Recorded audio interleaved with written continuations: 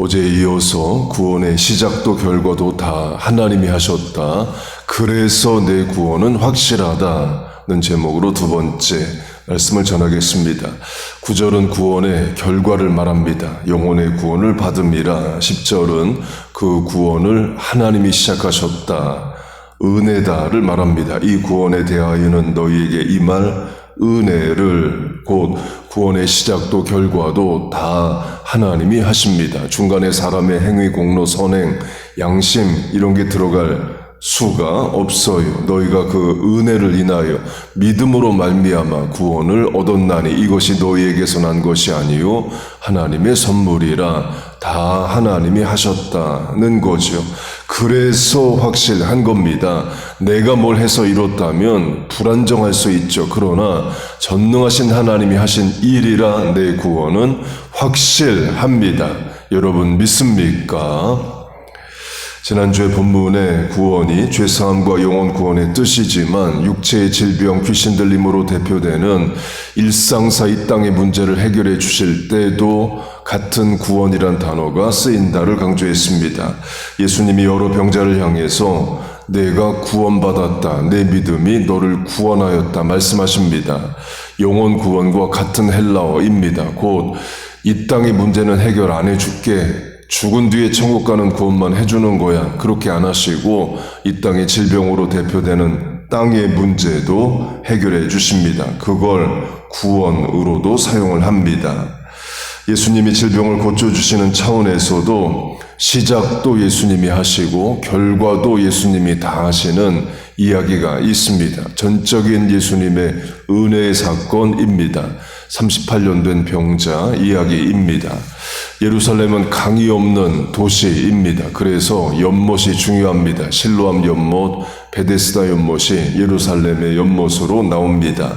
베데스다 연못에는 민간신앙, 곧 전설이 있었습니다. 천사가 내려와서 물을 동하면, 움직이면 그때 가장 먼저 들어간 사람이 병은 낫는다입니다. 전설, 민간신앙입니다. 지중해의 작은 지진이 나서 베데스다 연못이 움직였던 그런 때를 말할 겁니다.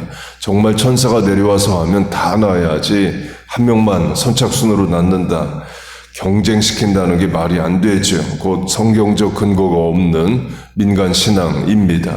또 다른 성경적 근거가 없는 민간신앙은 Guardian Angel, 수호천사입니다.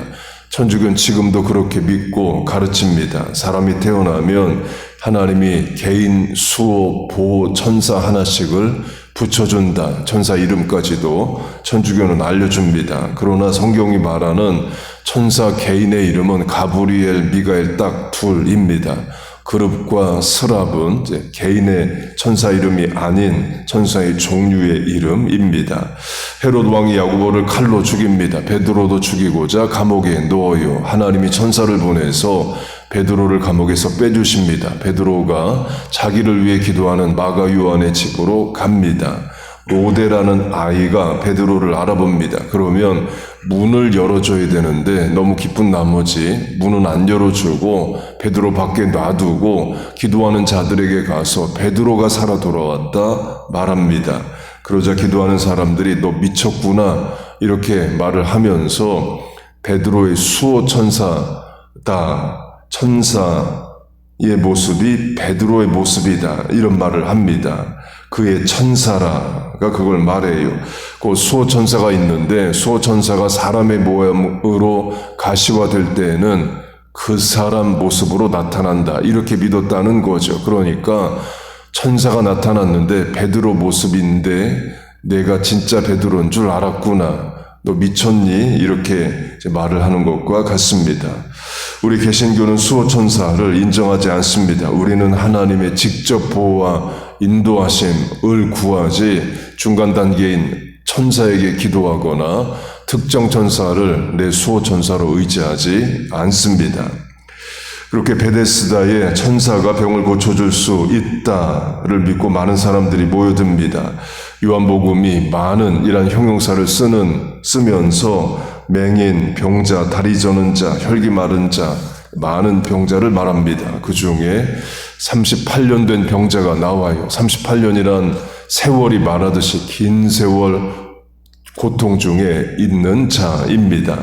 질병 초기에는 가족들이 돌봐줬겠죠. 그러나 병이 오래되면서 가족도 떠났든지 스스로 가족을 떠났든지 포기한 것 같아요. 그래서 집에 있는 게 아니라 베데스다 연못에 상주합니다.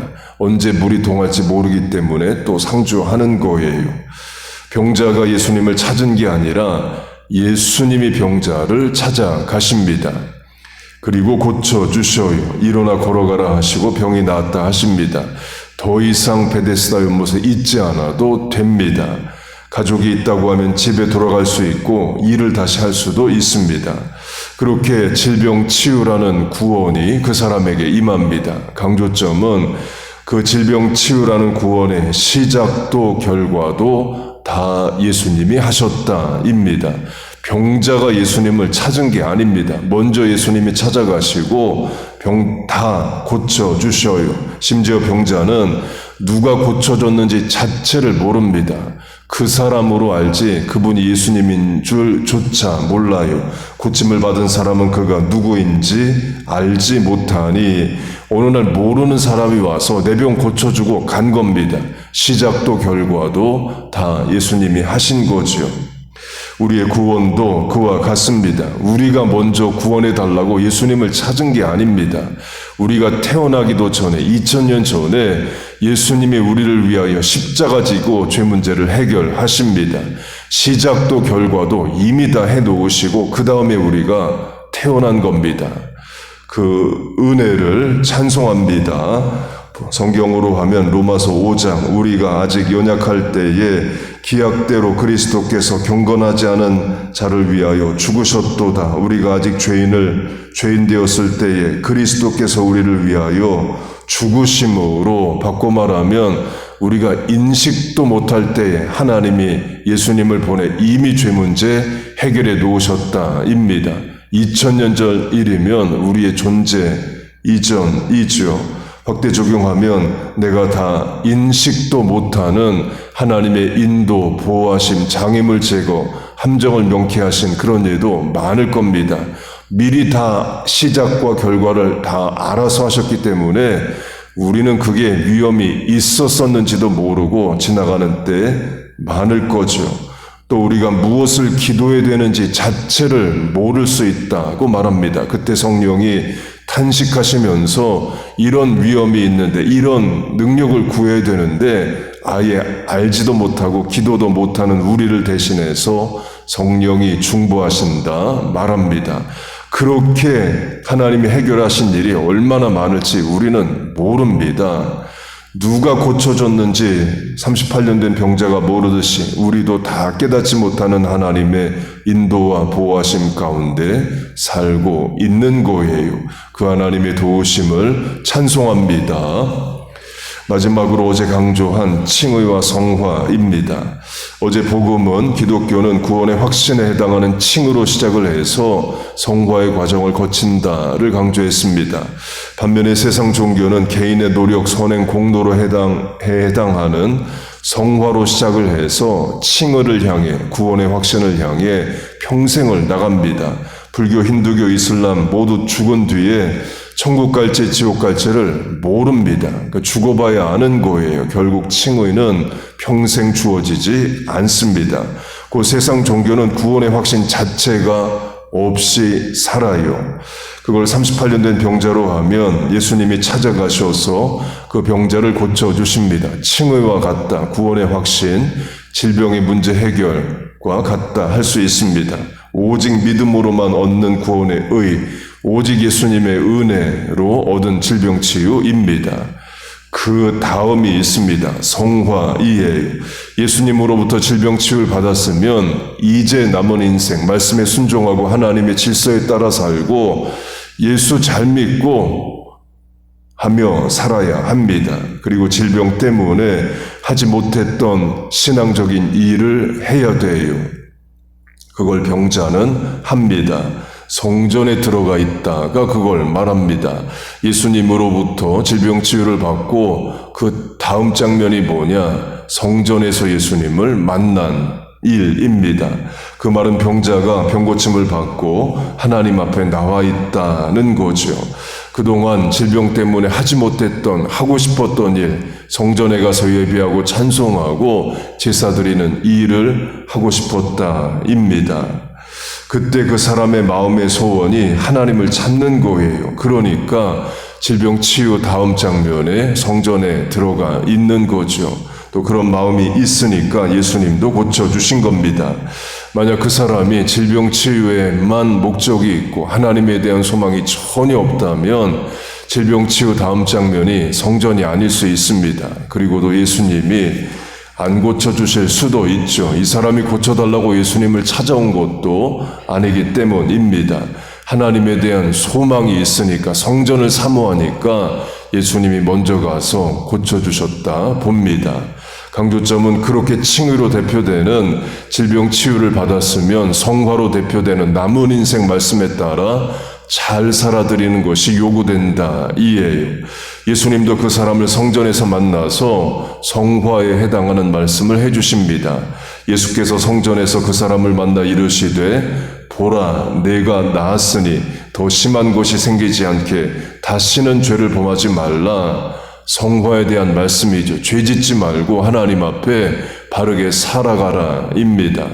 우리로 하면 은혜로 믿음으로 구원을 받았으며 남은 인생 하나님의 뜻 이루고 말씀에 순종하며 살라와 같습니다. 그렇게 하십시다. 하나님 그걸 원하십니다. 그럼 무슨 성화의 일을 우리가 해야 되느냐? 이 새벽 기도도 그 성화의 실천 중 하나고요. 본문으로 강조하면 선지자들이 했듯이 연구하고 부지런히 살피는 것입니다. 선지자는 하나님의 말씀을 받아 전하는 자이죠. 선지자들이 연구하고 부지런히 살핀다. 결국 말씀대로 잘 살아드린다입니다. 우리 읽은 말씀, 들은 말씀, 아는 말씀 실천하면 됩니다. 그러므로 성화, 거룩한 삶, 구별된 삶, 사명 감당하는 삶 살게 되는 겁니다. 그렇게 구원의 확신을 가지고 말씀에 순종함으로 실천함으로 성화도 이루어가는 우리 모두 되기를 주의 이름으로 축복하고 축원합니다. 아멘. 기도하겠습니다. 하나님 아버지, 우리가 알지도 못할 때에 출생도 이전에 존재 이전에 우리를 위하여 이 땅에 오시고 십자가로 죄 문제를 다 해결하여 주심을 감사합니다. 그리고 때되어 믿음 주시고 예수 믿게 하심을 감사합니다. 그렇게 하나님이 시작도 결과도 다 하셨기 때문에 내 구원이 확실한 줄로 믿습니다. 38년 된 병자가 예수님을 찾기도 전에 미리 찾아가셔서 병을 고쳐주시듯이 우리의 지난 인생 또 장래 그렇게 인도하여 주셨고 앞으로도 인도하실 줄로 믿습니다. 그 구원자 되신 예수님을 찬송합니다. 의지합니다. 하나님 아버지 또한 이 시간 새벽에 나와 간구합니다. 부모에게도 자녀에게도 말할 수 없는 인생의 고민과 하나님만이 해결하여 주셔야 하는 문제 난제들에 하나님 해결하시고 능력이 되어 주옵소서. 이 아침의 간구에 하나님 응답하실 줄로 믿습니다. 예수님의 이름으로 기도하옵나이다. 아멘.